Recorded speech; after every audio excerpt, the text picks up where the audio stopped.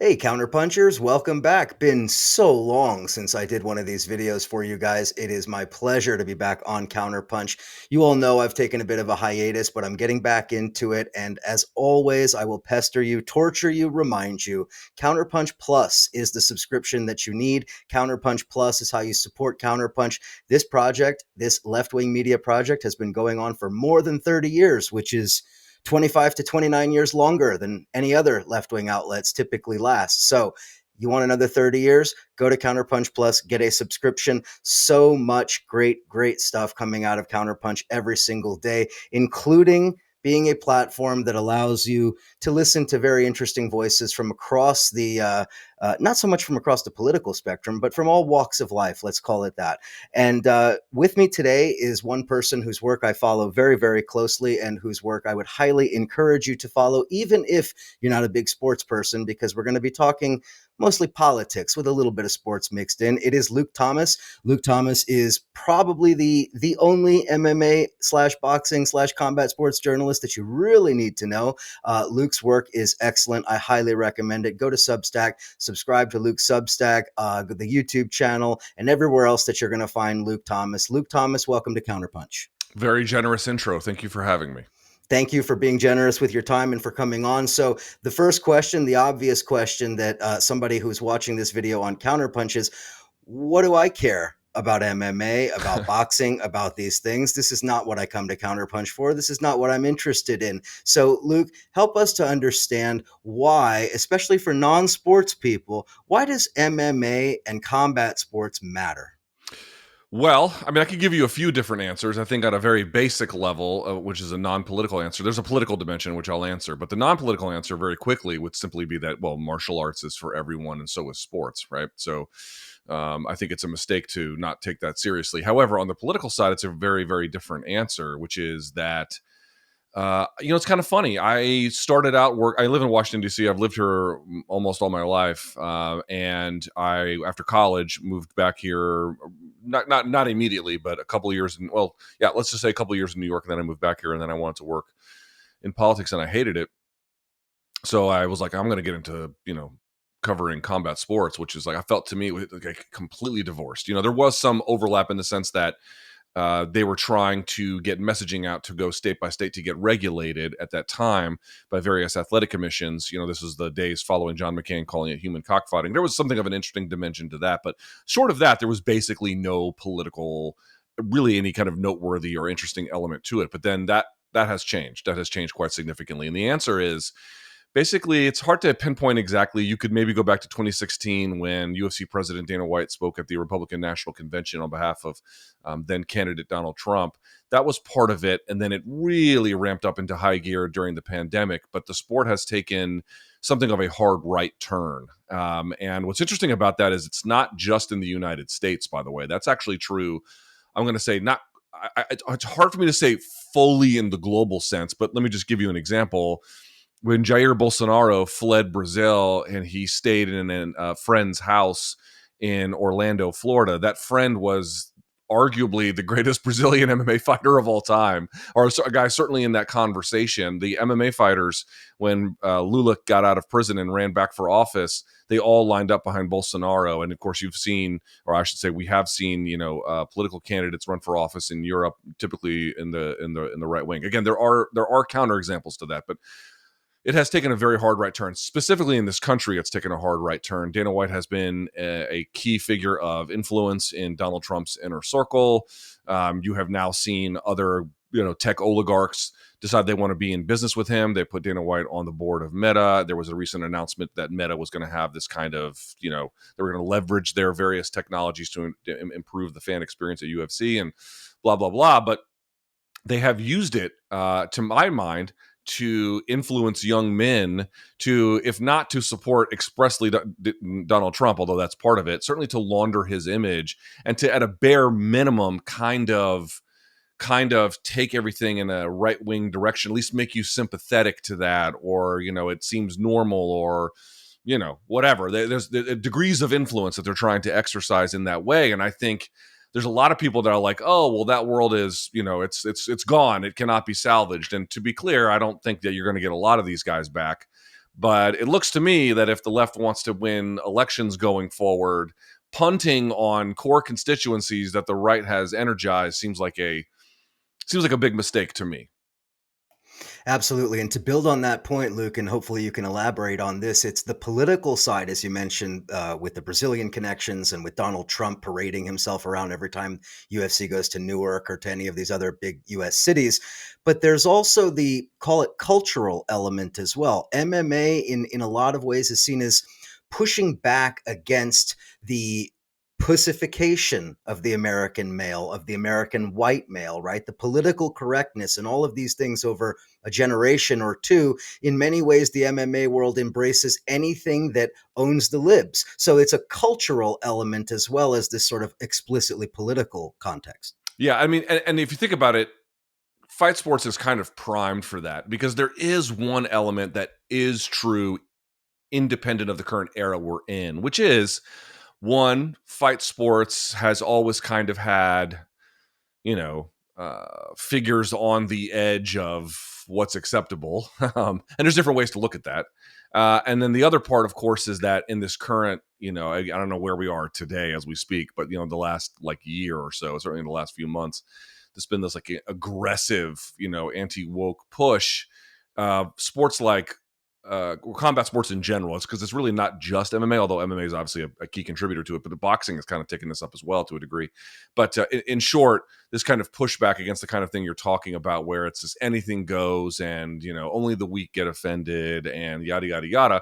And so it's this kind of if not in certain cases it's an embrace, but at a bare minimum it's this tolerance of if you try to put any boundaries on anything, it's because you're censorious and triggered. Whereas I think other people would be like, well, I think having a degree of decency and limits are actually pretty good long term, but that's just not where things are right now. So, to be clear, not every fighter is a weirdo fascist. So, let's talk a little bit about somebody that I think is worth the conversation right now, given the ongoing genocide in Gaza, given the near daily crimes against humanity that we're discovering. I mean, just in the news the past few days, mass killing of medics, burial in a mass grave, all of these horrific things we hear coming out of Palestine every single day. So tell us about Belal Muhammad and why Belal Muhammad matters for people, even people outside of the MMA fight sports world. Yeah, Belal Muhammad is your current UFC welterweight champion. That is 170 pounds. That means he weighs in at 170 pounds. I've interviewed Belal in person. He is obviously much bigger than that, but they cut weight to get down. But the point I'm trying to make is he is from the Palestine diaspora in the the upper Midwest, the Milwaukee. I'm not exactly sure where he calls home today, but Milwaukee, Chicago area where he kind of cut his teeth for a while, and his entire family is from areas of Palestine, and he represents Palestine openly. There's really no getting around it, to the point where he is adorned in the colors of the flag, so red, white, and green, black to a degree, obviously as well. And more to the point, he makes it a central part of his identity. His walkout music is I forget the actual name of it, but I think the song is called My Blood is Palestinian. I believe that's what it's called. You can hear it, and it comes out, and it's just this incredible amount of wow, it's just a stirring song, I'll put it that way. And what's kind of interesting is that I would actually argue he has been something of like he up until recently, like even like this week, he was tweeting about Benjamin Netanyahu was obviously in the Oval, or in the White House, I should say, with President Donald Trump, and they're just talking about what they're going to do to ethnically cleanse Palestine, and he was tweeting quite aggressively about it. But I would say actually in general, what he's tried to do is be a face that. He has a fight style that isn't necessarily action oriented, and for that reason there might be some friction with the fans. But in terms of being somebody who is a sympathetic figure and a representative of a clear an important struggle, he has been a very, very, I'm going to say, great ambassador for that. He has tried to be as, I think, um, not accepting, what's the one, what I'm trying to say, like he's trying to make himself as palatable to as many different audiences by being not neutral, but being constantly trying to be upbeat about the future and struggle and everything else. But he is unlike many. It's just very rare for someone to take up a mantle in this way. And I want to be clear, like, I don't know if he's undertaking it in the same way that you or I might support the struggles of Palestine, because I am not Palestinian and I don't know your background, but you get the idea. For him, I think it's more about just protecting his family and protecting his identity and protecting his nationality and his people. But however you get there, by hook or by crook, he has been the face of this in a way that I just can't recall ever really happening in the history of MMA for any kind of previous Palestinian figure. And by the way, there have been other Muslim or great Muslim fighters like Khabib Nurmagomedov and Islam Makhachev, and they're all very pro-Palestinian, and that matters. And there's been other kind of Palestinian athletes who weren't that great. But what makes Belal interesting is he's both really good and 100% Palestinian while being American too. And so it just creates a very unique nexus at the core of who he is. And it should be stated as well, like when Bilal won the welterweight championship, he beat Leon Edwards in Manchester, England, which is where Leon Edwards is from. And you would have thought it was on the streets of Detroit, the way he was paraded around by the quite large Palestinian and Arab community in that city. So an outpouring of support from corners of the MMA watching world that you might not have expected.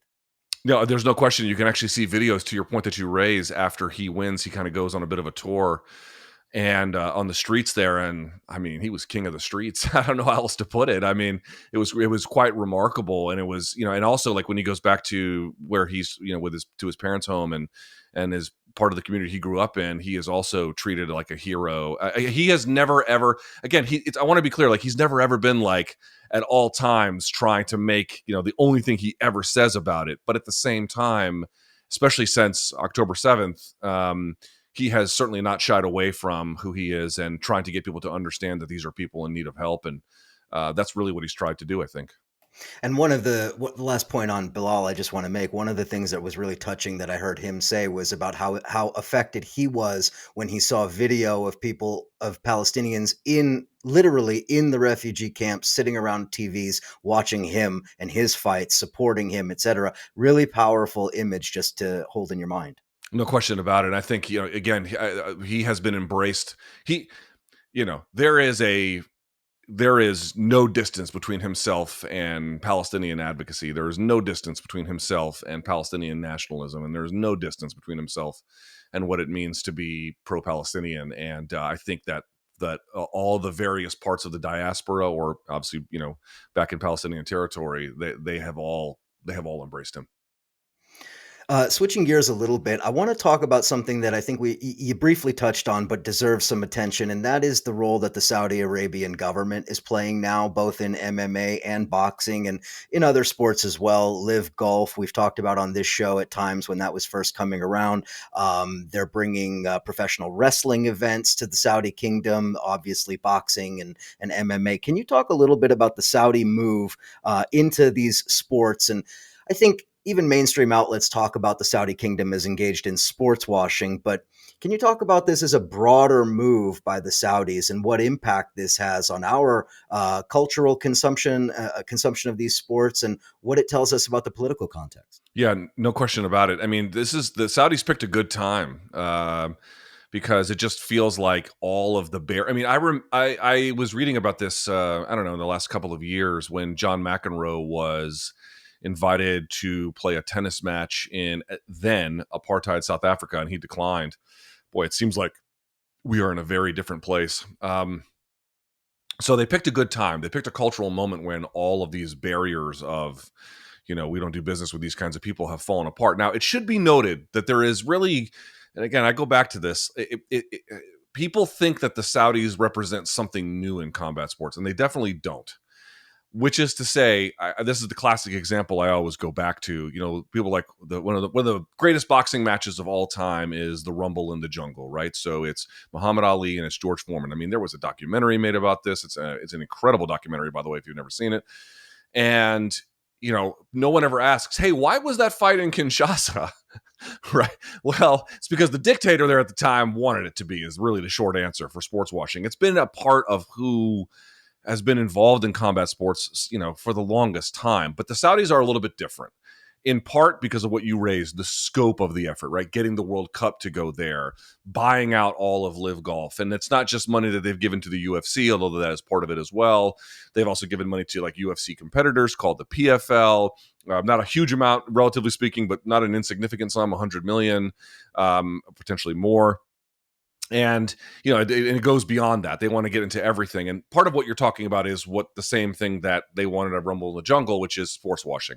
But there is a broader effort there. They want to change the economy of Saudi Arabia to a degree. They want to make it a place for tourism. They want to make it a place for world commerce, to be the center of attention, to diversify what that economy actually offers. And also, this is obviously a very deeply repressed place, relatively speaking. But at the same time, they want to give, not just young people, but in particular young people, entertainment alternatives. That this is, you do get F1 or whatever, or World Cup, or, obviously they've invested in their own Saudi league and they hired Cristiano Ronaldo and Neymar and all these guys. And the UFC fights get brought there and huge. I mean, I got to say, like, if you haven't been paying attention to boxing the last couple of years for the audience out there, like virtually all of the biggest fights in the last 2 or 3 years have all taken place there. And here's the funny part about it too. It's like, oh, well, they're just paying for the same old thing. No, I'm not here to tell you that I necessarily am a big fan of the Saudis being involved in boxing, but they are paying enormous sums of money to make fights happen that would ordinarily not happen. And so they've actually kind of moved the needle in that regard and kind of shaken the rust a little bit off of the gears of boxing. And that has been huge. Now, that's not the case necessarily with UFC, who retains all control. Boxing promoters just punted all their control to Saudi Arabia.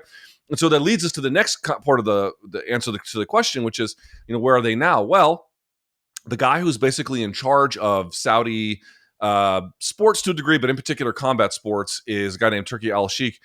And he has partnered with Dana White, the president of the UFC, to launch a new boxing league called TKO. Well, for now, it's called TKO Boxing. Maybe they'll change their name.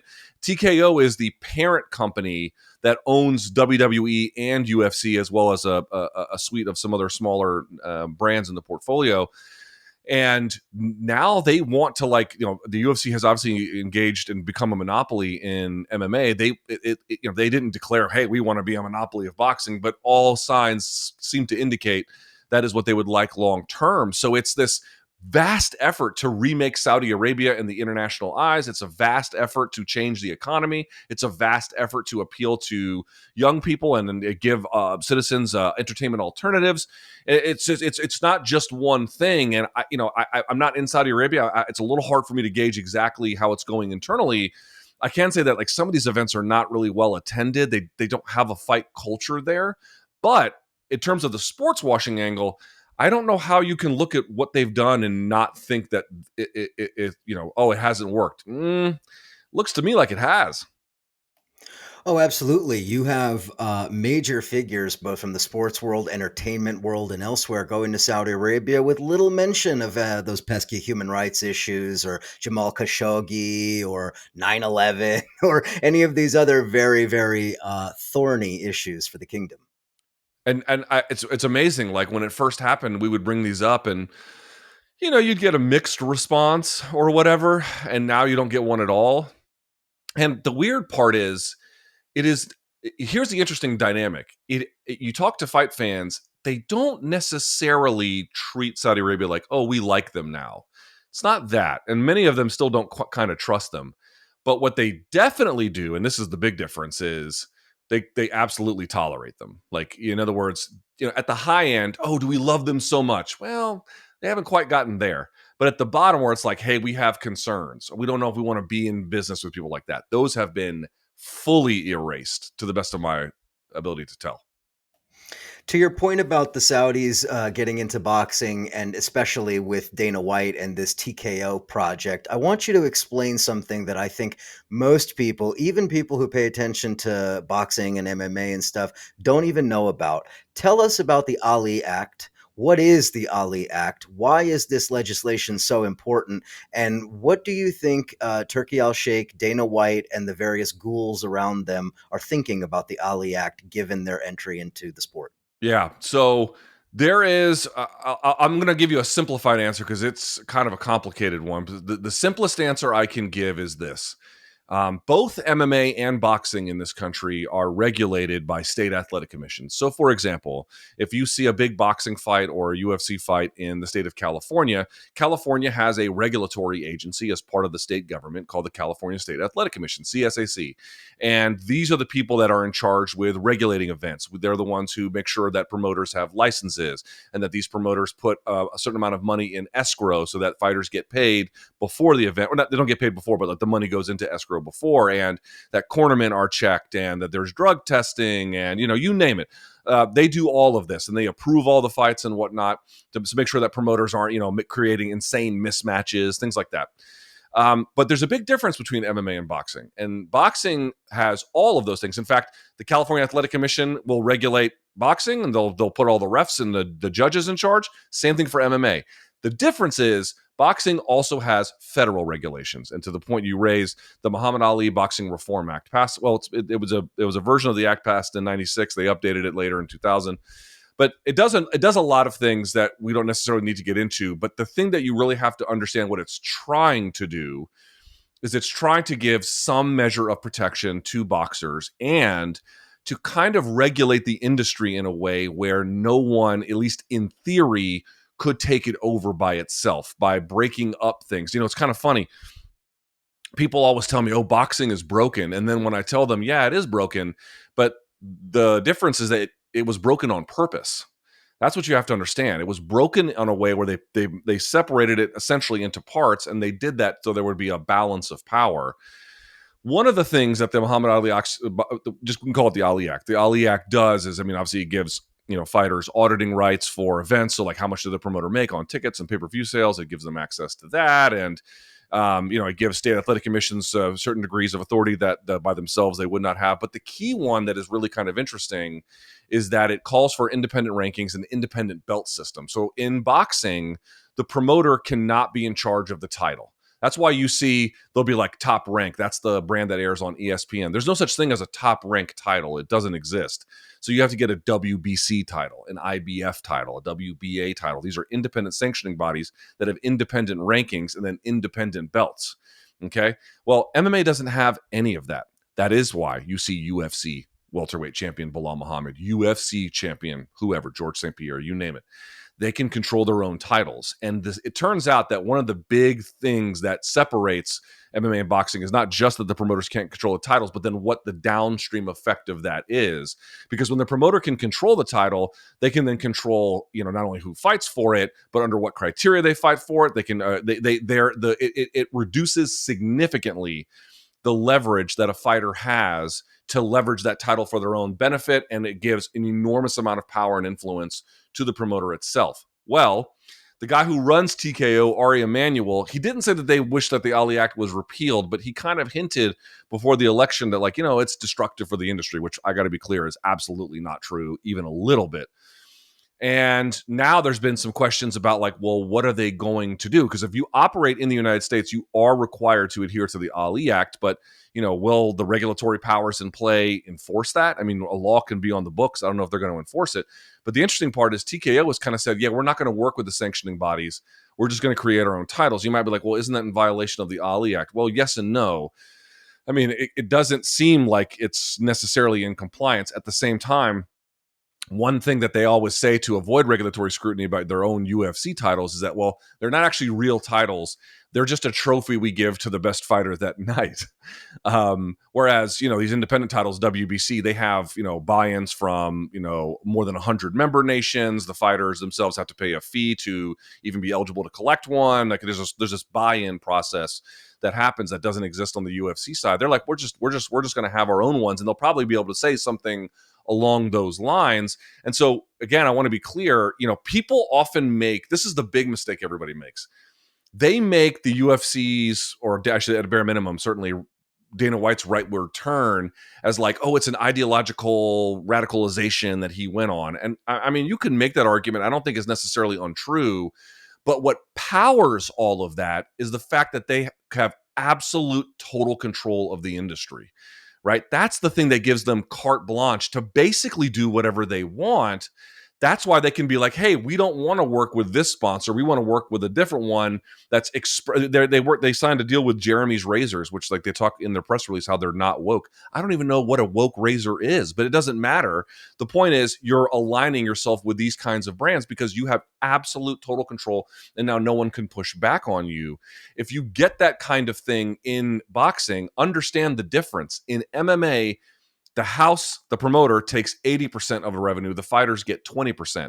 It's the literal opposite in boxing. In boxing, the fighters get 80 or 75 to 80, and then the house takes the rest.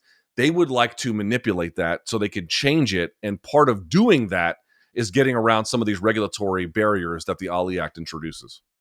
Absolutely. I'm so glad you finished on that point because I just would say, even for an outsider's perspective that doesn't follow boxing, boxers get millions of dollars if they're at the top. They get these big, big, big purses. You don't see that maybe for one or two of the most elite Conor McGregors of the world. But other than that, in MMA, they're fighting for peanuts. It is how it is run. And for folks who don't know, the UFC, it hasn't formally 100% gone through yet, but they just settled an antitrust suit with fighters. This was a suit that was launched in 2014, and they alleged in that suit anti-competitive practices and then wage, I don't know if theft is the word, but wage suppression, I think is maybe a better way to put it.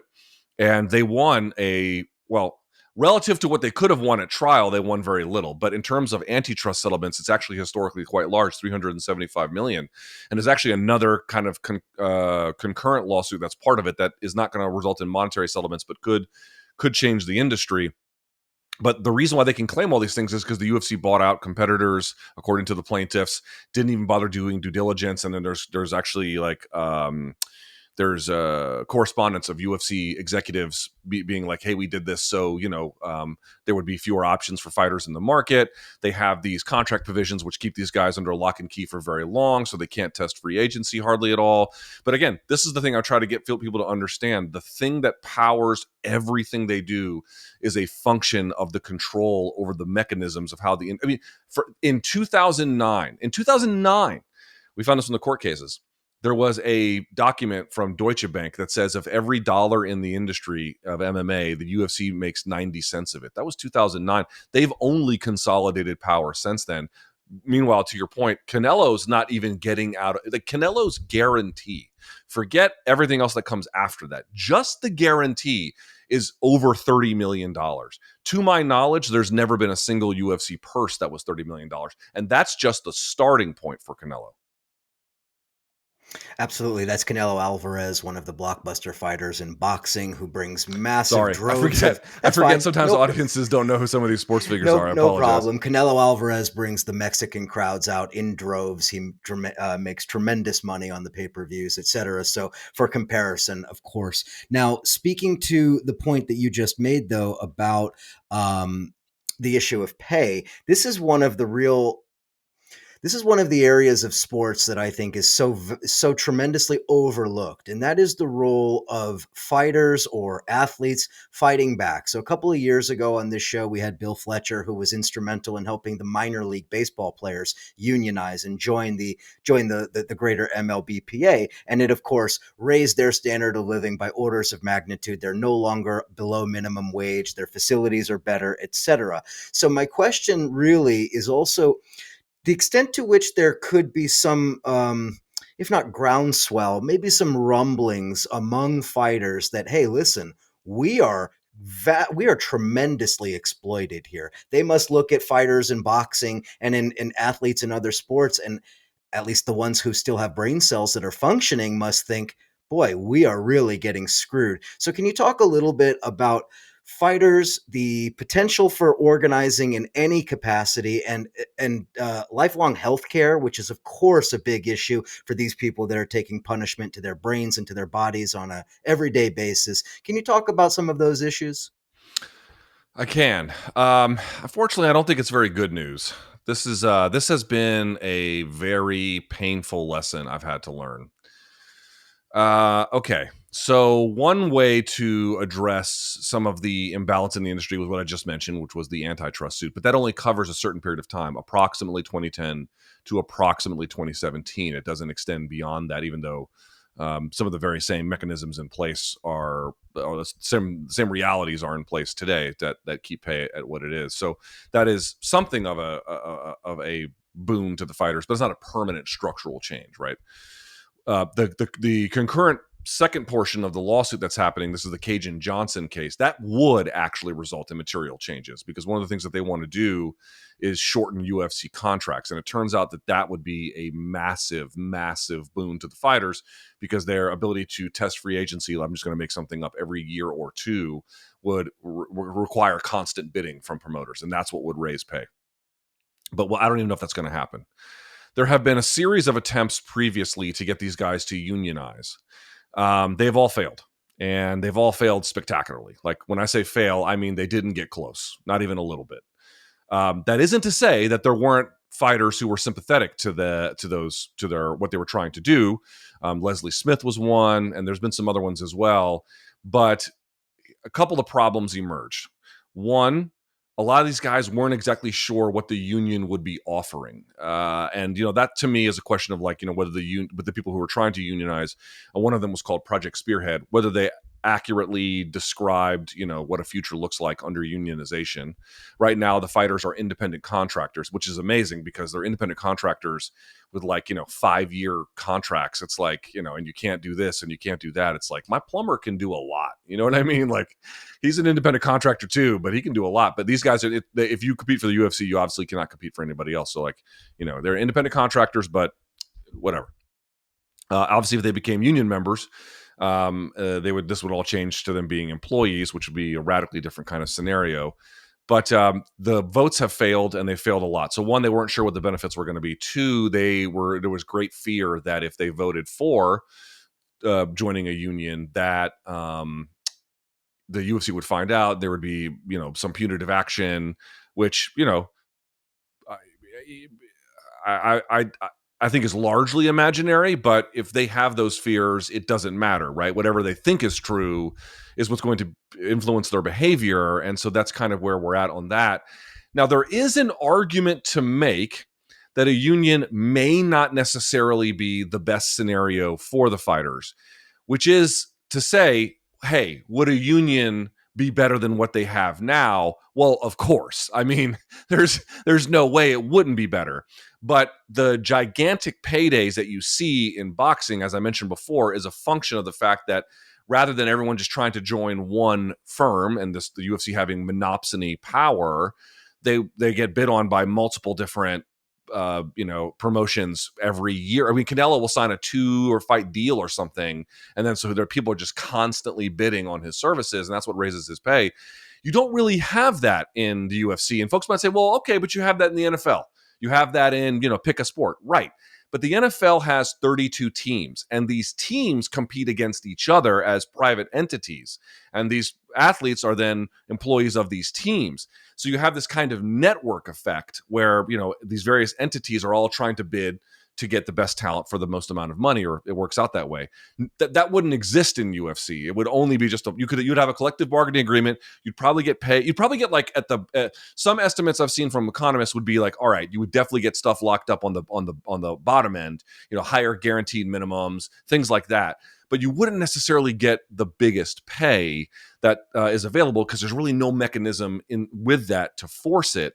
And so, unfortunately, we don't have any of those scenarios. You don't have federal regulation to empower the athletes. You don't have a union to empower them. They do have what's called accident insurance. So if during a fight or even during training, they suffer a laceration or a cut, they can go get that treated.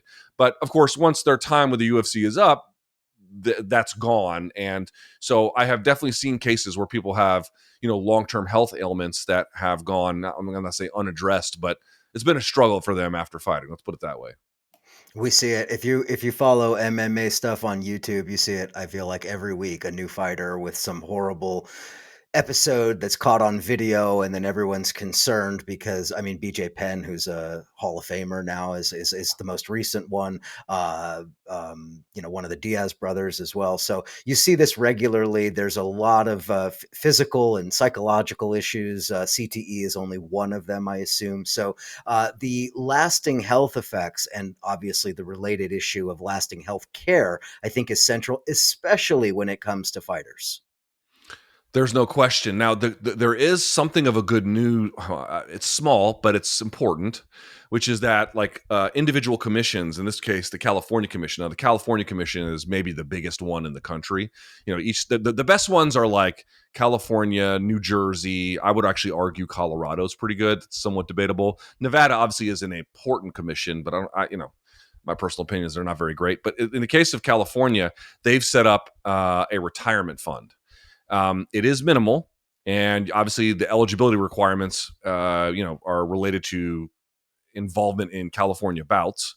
But they have tried to address that. But short of that, there's just not a lot. I mean, I can just tell you, it's like, their experience is often the working class experience of this country, where Tim Sylvia, former UFC heavyweight champion, he broke his arm in a bout. He didn't break it at the elbow. He actually broke it in the middle of his forearm. And it's famous because it was an arm bar from another guy named Frank Mir, and it didn't pop through the skin, but you can see the bone right in the middle break. And he got it fixed obviously that night. It was, again, they have to cover everything that night. So he obviously got surgery and I got it bolted in. Well, he's I think 49 or 50 now, and a few years ago the screws that were holding it in on this side started to come out, and he had to go to GoFundMe to get it addressed. How many times have you seen that's the American healthcare story, GoFundMe. I mean, I'm not even doing, everybody knows that. So I don't know exactly how typical Tim Sylvia's situation is, but it doesn't feel necessarily all that distinct from what I see from a lot of working class Americans who and middle class Americans too, who need help. And just a last point on that, we've seen efforts in the NFL to try to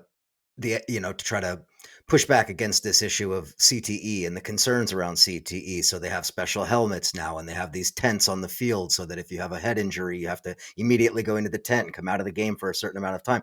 Has MMA and boxing, but in particular MMA, have they addressed this issue in your mind, or is it too woke to even ask about it?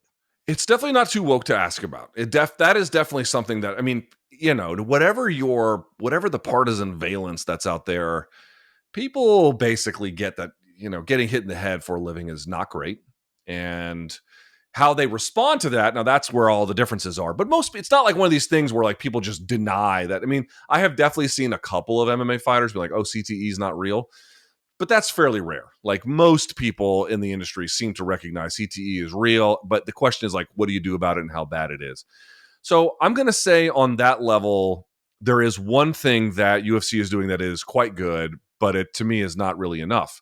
So they are part of they're ongoing, and they've always got people who are in their stable who are contributing to the Cleveland Clinic brain study.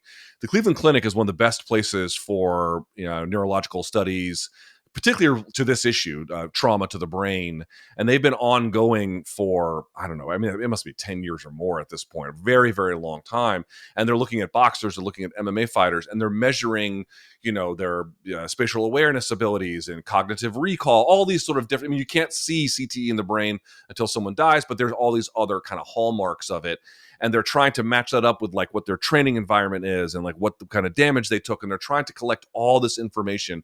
And the UFC has been a part of that for a long time. They make sure that that there's enough fighters contributing to the study so that they can get, better awareness of their own limitations, but also, just more information for this. So on that level, I give them 2 thumbs up. But, it's also been the case that Dana White has launched this kind of, this is kind of emblematic, I think, of some of the bigger problems, which is he has launched this league called Power Slap, where it's literally people just slapping each other in the face. To call it the low, there really isn't a fan base for it. It kind of, trickles up on your algorithm at times, depending on what you're looking at. But like, there's no like hardcore fan base for it. But he's trying to get it off the ground. And naturally, you can imagine that doctors are like, this is real terrible for you. And his answer was, yeah, it probably isn't great for you, but you got to kind of just, what these doctors have ulterior motives, or they have their own biases, or hey, life is short, or some kind of way to basically be like, yes, these kinds of things aren't great, but there are bigger factors to take into consideration, at least in his mind.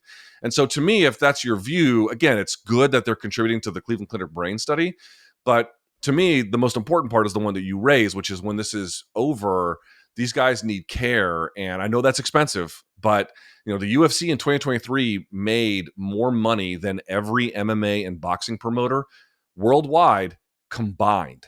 Combined. There has never been a force in combat sports this big ever in the history of, maybe in ancient civilization or something, but in the modern world, there's never been an entity in charge of fight sports at all like this. And I know it can't be easy. These are not easy problems to solve, but it seems to me like there's a lot more that could be done. No question about it. In the interest of time, I want to shift gears a little bit, and I want to ask you about, um, well, I guess actually before we get to Conor McGregor, who's probably the most famous MMA fighter in Yeah, he is. history of the sport. He is. Yeah. Before we get to Conor McGregor, though, I want to finish up about Dana White and specifically the issue of free speech. One of the very interesting fights coming up, was that this weekend, is at the pay-per-view, is a guy named Bryce Mitchell fighting against a Brazilian named Gene Silva. And Bryce Mitchell is a really interesting figure. And I think by bringing up Bryce Mitchell, I think it relates to the question of free speech. Can you tell us a little bit about Bryce Mitchell and the controversy around some of his recent remarks, but more importantly, what the UFC's response or non-response to that says about free speech? Well, Bryce Mitchell is a good fighter. Just looking at it on pure athletic terms, is he a good fighter? He is a good fighter. He is competing on a main card coming up, so that's when you pay for the pay-per-view. It entitles you to 5 fights at the top, including the main and co-main. He's not in the main or co-main, but he's on the main card. And it's in an important bout as well. Like, it's not just like, oh, we just put him on there randomly. It's a bout of consequence. Before he made more recent comments, he's made a number of other comments that were like, I don't know how you want to say, like, Fucking stupid. well, I'm trying to be diplomatic. You didn't necessarily think that he was getting a 5 in AP Physics, right? So, he doesn't believe that the Earth is round. He's tried to argue for it with like the most ridiculous kinds of, it's not even pseudoscience, it's just nonsense. He had an incident while he got to the UFC early on, where he used a power drill and he drilled through his own, and I'm sorry to be graphic about this, testicles. That's a real thing that he did. And he sort of said, like, he doesn't believe in seatbelts because he wants to be able to open the door and roll out. So, like, you're just speaking to a guy who, I don't know. I'm not going to make a claim about how intelligent they are, but I can make a claim about, he just seems like a contrarian to the bone, where I'm like nothing about the modern world other than what he can observe in front of his eyes makes sense, right? Like any expert who's told him anything can't be true, right? So that leads us to a more recent thing where he started a podcast, and on the podcast, he had said, I'm not going to go through all of it, but part of it was that, like, if before Hitler did meth, he would have gone fishing with him. And, he was just trying to, control for and this is his words, greedy Jews that were out there and whatnot. And it's like, okay, this is not great. The UFC was appalled by this. And the reason why you know that is because fighters say lots of appalling things, and it usually gets no more than a shrug. This one didn't. Dana White that day, I think they were at some other event. I don't recall exactly what it was, but he was on location for some other event. This was a podcast that Bryce had put out separately, independent of that. So, like, he was like, something like UFC staff told him while he was there. He sits down and then tells the media, like, obviously, like, we all think Hitler's bad. And he, like, straight up just says it, that Bryce Mitchell's an idiot. And he calls him stupid a number of times, like quite angrily. Okay, so you're like, all right, well, what's the ultimate upshot about that? And the answer was nothing. They didn't do anything. And so here's what they believe. They believe, at least what they tell the public.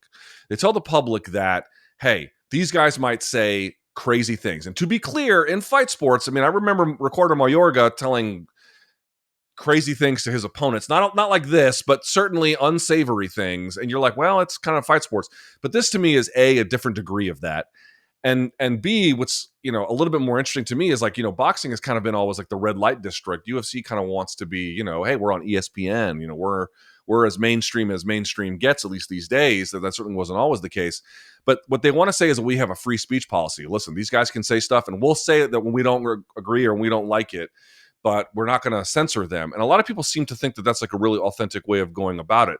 To me, I look at that and I'm like, I don't know how anybody doesn't realize this is obviously directly tied to their monopoly. And here's what I mean by that.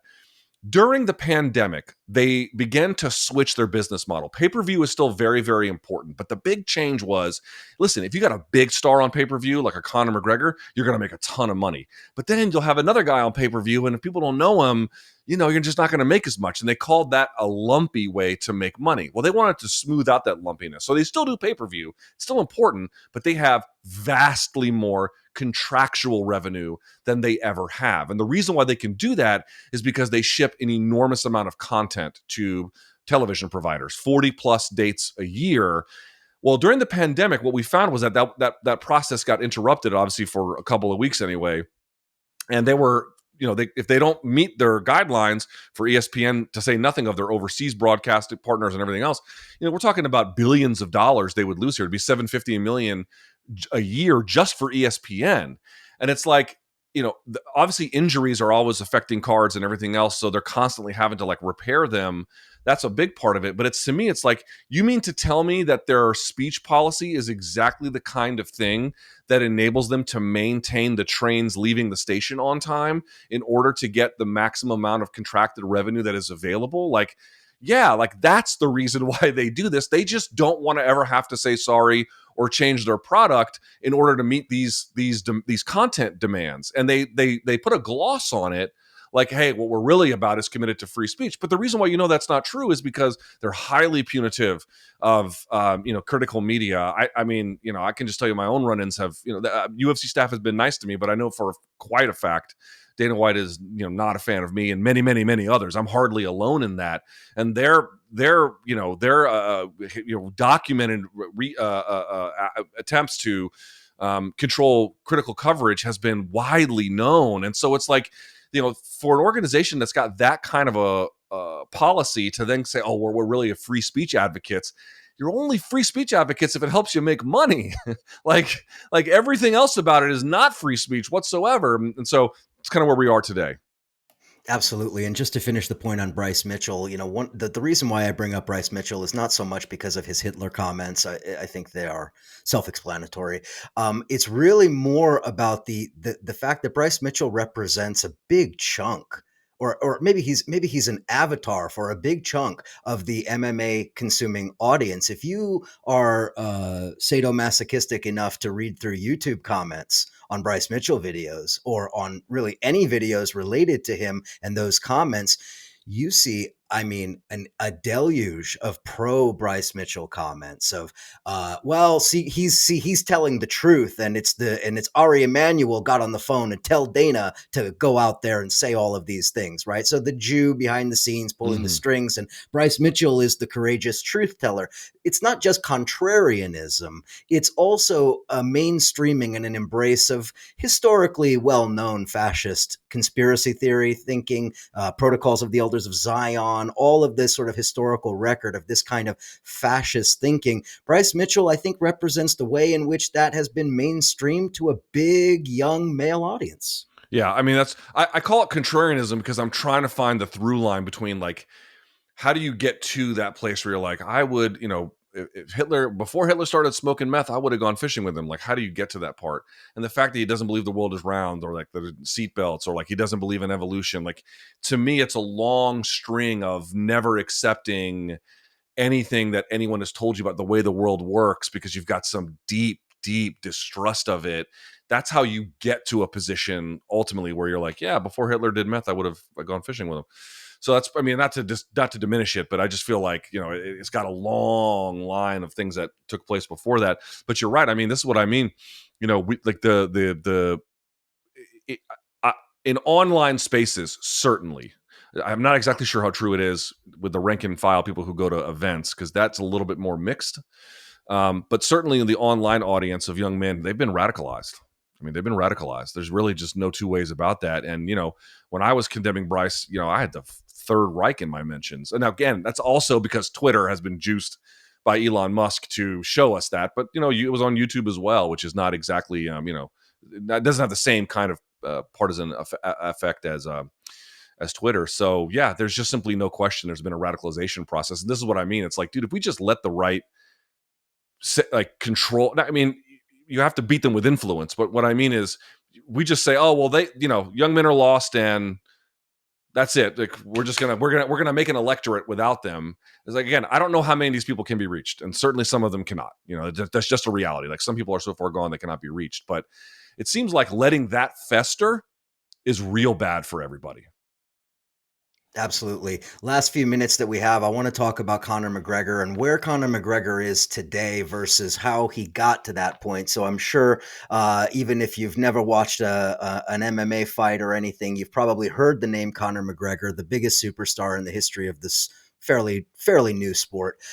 So tell us a little bit about what's happened to Conor McGregor in recent years. And if you could, because I'm sure most people have not seen this, tell us a little bit about the fight in 2018 with Khabib Nurmagomedov and what, if anything, you think that did to the trajectory of Conor McGregor's career, and also the sort of political subtext of that fight, which really, I think, was probably in many ways the peak of the UFC.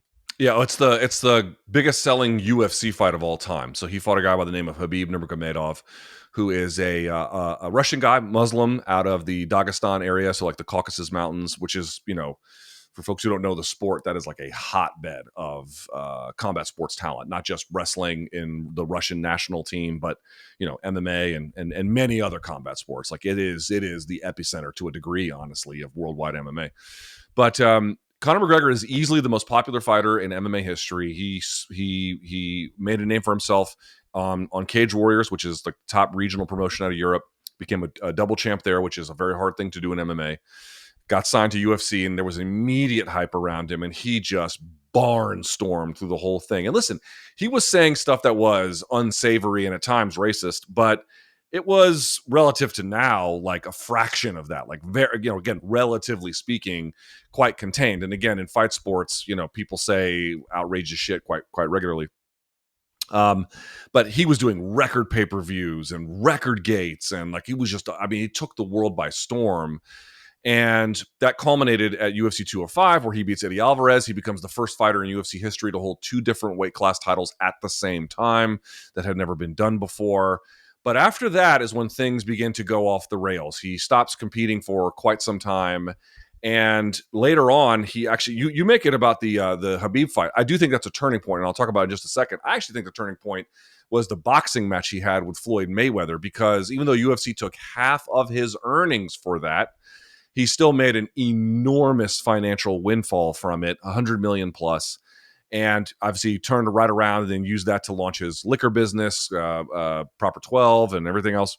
So he ended up making huge amount of money from it. And that really began to be, that was the part, at least as a fighter, where you begin to see some distance between himself and the game. And I'm sorry, in MMA, there's a couple of examples to the contrary of this, but in general, if you're not training and fighting all the time, that the game is going to eat you alive when you come back. And sure enough, that's basically what happens. And the reason why he ended up fighting Khabib Nurmagomedov is because Khabib had a dispute with, at the time, a Russian-Irish friend of Conor's. And Conor was over in Ireland. There was this dispute that was happening at an event in Brooklyn. Conor takes a private jet, flies over, throws a hand truck at a bus. It's this massive incident. He gets arrested, and it launches this rivalry because he was trying to get at Khabib Nurmagomedov. And he doesn't do it that week. He gets perp walked in Brooklyn, the whole 9 yards. But eventually, it sets up a showdown between them. And in it, Conor is expressly saying anti-Muslim things, making fun of Habib Nurmagomedov's wife, who obviously, covers herself in traditional Islamic. Well, I'm not sure what the proper name is. She's fully covered, but whatever.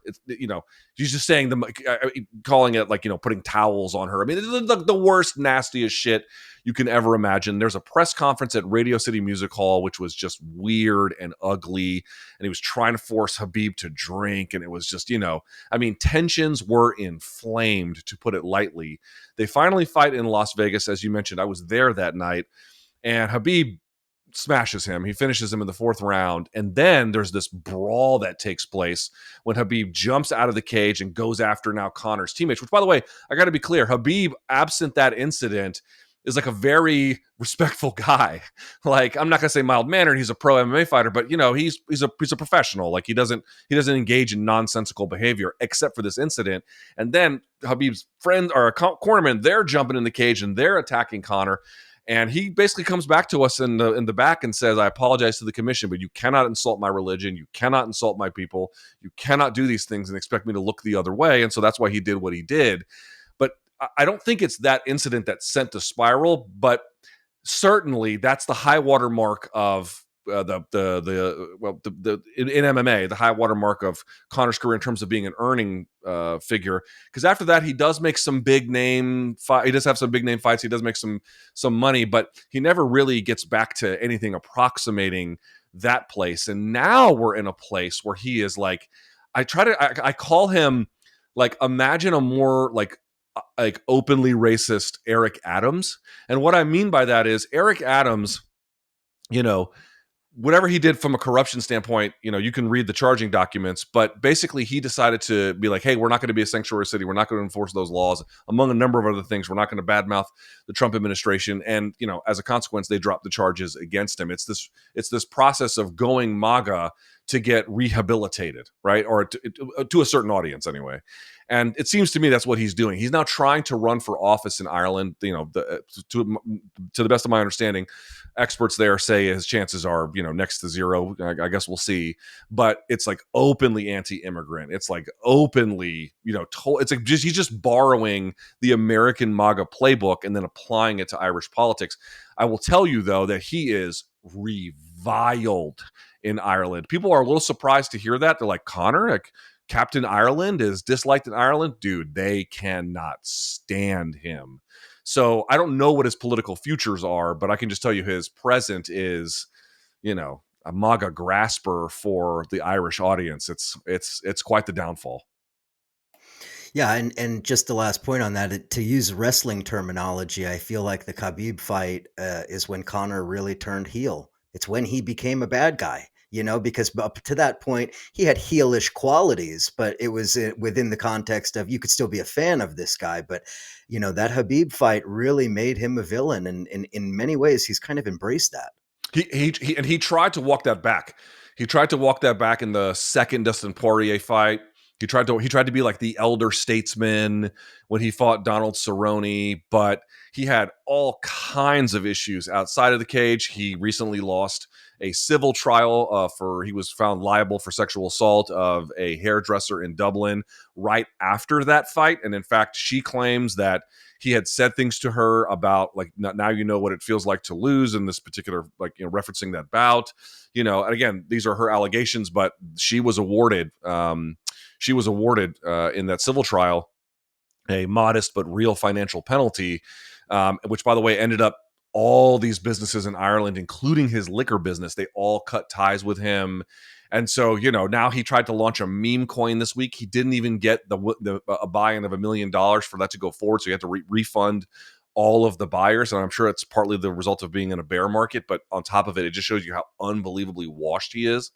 It's just an insane downfall. And so, some of these things were maybe brewing before, but I think A, getting all that money from the Mayweather fight, and then B, kind of just losing it the way he did, as the kids would say, crashing out against Habib, and it just sent everything else into motion thereafter. And here we are today. Couldn't happen to a shittier guy. He is not a sympathetic character. I'll put it that way. Well, I could tell you who is a sympathetic character. It's Luke Thomas. You should go and follow Luke Thomas's Substack. Luke is the best journalist talking about MMA, boxing, combat sports in general. Substack is where you find him, YouTube as well. Luke, thank you so much for coming on Counterpunch. I've been reading CounterPunch since I was in college, so good to be on, and thank you for having me. Thanks, Luke. Thank you all for subscribing to Counterpunch, and we'll talk to you all again next time.